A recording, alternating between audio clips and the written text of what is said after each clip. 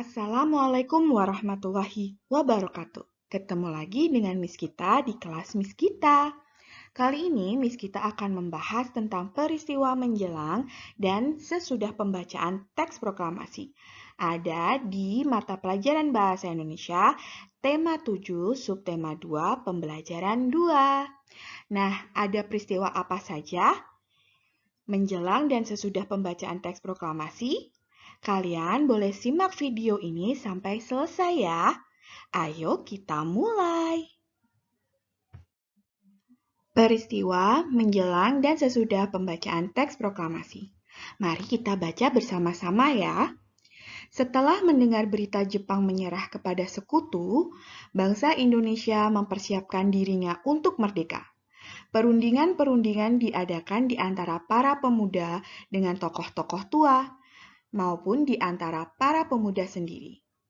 Walau demikian, antara tokoh pemuda dan golongan tua sering terjadi perbedaan pendapat.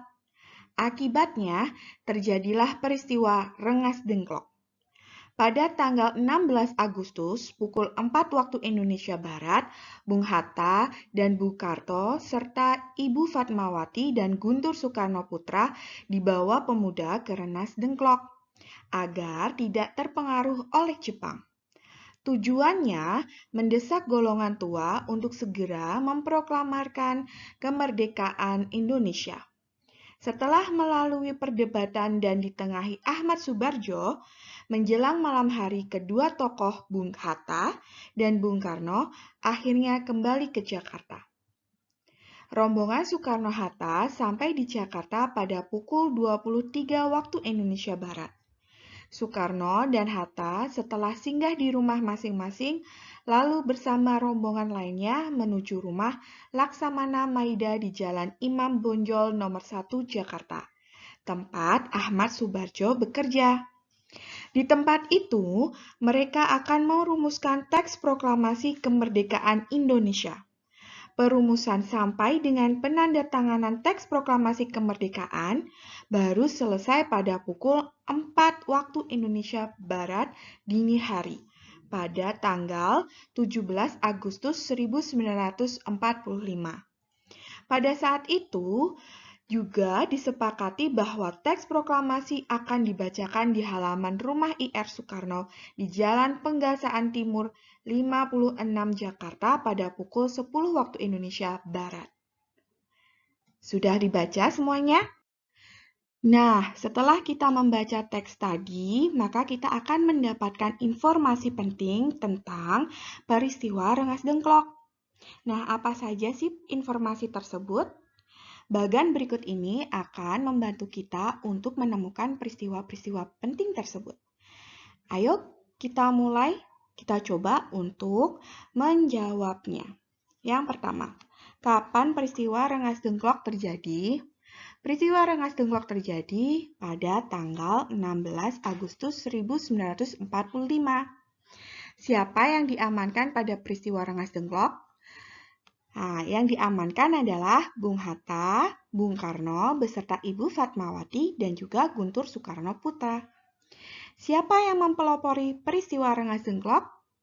Ya, yang mempelopori adalah tokoh pemuda. Apa tujuannya dari peristiwa Rengas Dengklok? Tujuannya adalah mendesak golongan tua untuk segera memproklamarkan kemerdekaan Indonesia. Kemudian, apa yang terjadi di Rengas Dengklok? Ya, betul sekali. Yang terjadi adalah perdebatan antara golongan tua dan juga golongan muda berkaitan dengan waktu pelaksanaan proklamasi kemerdekaan. Kemudian yang terakhir, apa hasil kesepakatan pada peristiwa Rengas Dengklok? Jawabannya adalah setelah melalui perdebatan dan ditengahi oleh Ahmad Soebardjo, menjelang malam hari kedua tokoh itu akhirnya kembali ke Jakarta. Rombongan Soekarno-Hatta sampai di Jakarta pada pukul 23.30 waktu Jawa zaman Jepang.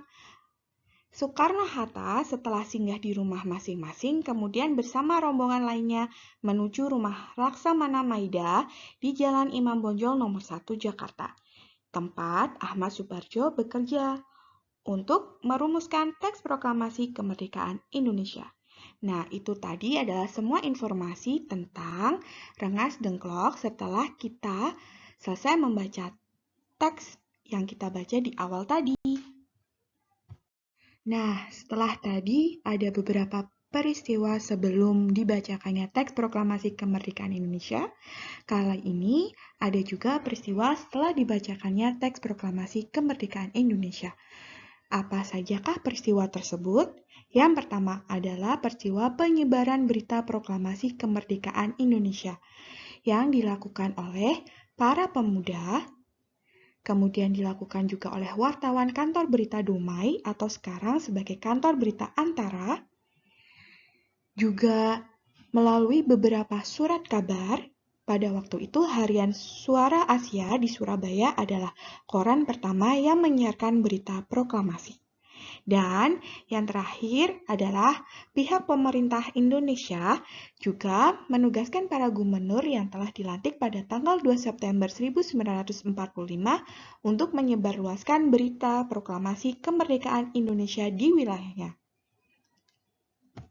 Peristiwa kedua setelah dibacakannya proklamasi kemerdekaan Indonesia adalah sambutan rakyat di berbagai daerah terhadap proklamasi kemerdekaan Indonesia. Peristiwa penting yang menunjukkan dukungan rakyat secara spontan terhadap proklamasi kemerdekaan Indonesia antara lain adalah sebagai berikut. Yang pertama, rapat raksasa di lapangan IKADA atau Ikatan Atletik Jakarta. Jakarta pada tanggal 19 September 1945 menyambut kemerdekaan. Yang kedua, usaha menegakkan kedaulatan juga terjadi di berbagai daerah dengan adanya tindakan heroik di berbagai kota yang mendukung proklamasi kemerdekaan Indonesia. Antara lain di Yogyakarta, Semarang, Surabaya, Aceh, Bali, Palembang, Kalimantan, Bandung, Makassar, Lampung, Solo, Sumatera Selatan, dan juga Sumbawa. Bagaimana? Sudah paham semuanya tentang peristiwa apa saja yang terjadi sebelum dan sesudah pembacaan teks proklamasi kemerdekaan Indonesia pada tahun 1945. Nah, untuk lebih jelasnya, kalian boleh menceritakan kembali secara tertulis peristiwa-peristiwa yang terjadi setelah pembacaan teks proklamasi kemerdekaan Indonesia pada kolom berikut.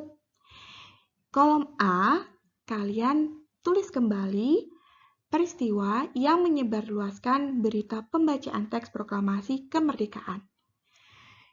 Yang B, kalian tulis kembali peristiwa bagaimana reaksi masyarakat Indonesia dengan adanya pembacaan teks proklamasi kemerdekaan.